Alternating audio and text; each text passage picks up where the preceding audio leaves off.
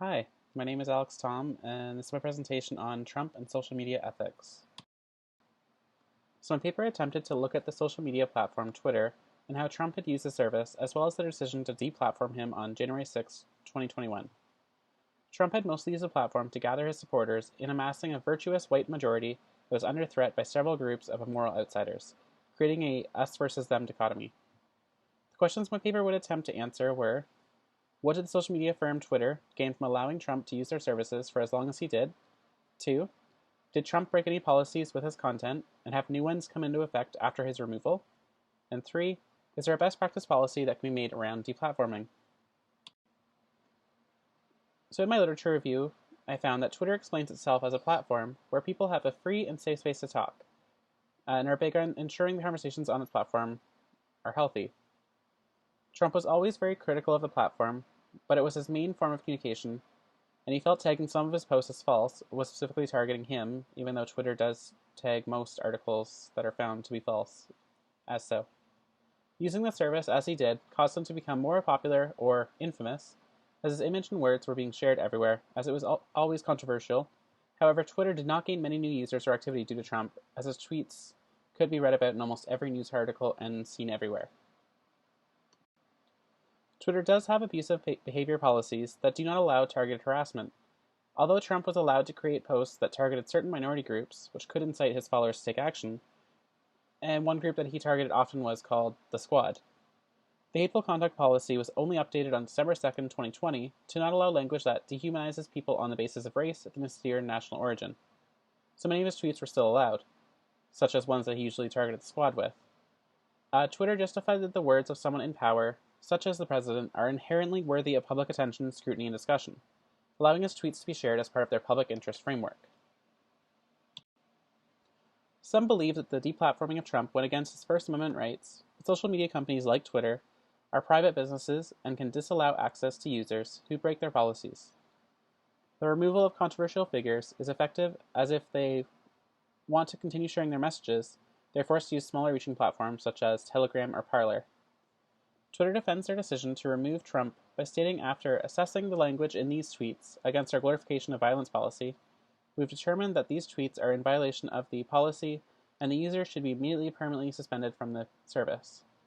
In a powerful statement, they also stated his posts were highly likely to encourage and inspire people to replicate the criminal acts that took place at the U.S. Capitol on January 6, 2021, which was the raid. Methodology: as this was a recent occasion, there was not many academic sources available, but many news articles and tweets were used, which were used for reactions and analysis of the situation. A pragmatic approach was used to discover the consequences of Trump's digital actions and to find a best way to solve the issues. This approach allowed inferences to be made, meaning the results will be a personal interpretation but logical. A theoretical lens of disclosive computer ethics was also used to find the embedded values being upheld and the morally opaque practices that are also being used to find solutions to them. So my first research question was, what did the social media firm Twitter gain from allowing Trump to use their services for as long as he did? So we found that details about Twitter's active user base could not be located, while some of the sources stated he did not help it gain more users, although he would have helped make the service more widely known. Companies did not want to advertise on Twitter, such as Disney was mentioned, due to the controversial environment that Trump was fostering. And Twitter's business model is mostly based on ad revenue, so it seems to have been negative overall to continue allowing him to use the service. Some research also suggested that users were turning away to other platforms in an attempt to get away from the negativity that was being shared. My research question 2 is, did Trump break any policies with his content and have new ones come into effect after his removal? So Trump did break some policies, but was allowed to stay because of the public interest framework, where it is best to have the words of those in power visible for all to see and analyze. He was one of the first of those in power to have access to such a platform, allowing him to garner so much attention that he won the election and targeted those who spoke out against him. Twitter slowly started disallowing this type of rhetoric by updating their policies. No new policies have been created since his removal. However, many suggest revising the public interest framework so that a public figure like this does not create a crisis as he did with the riot. My third research question was, is there a best practice policy that can be made around deplatforming?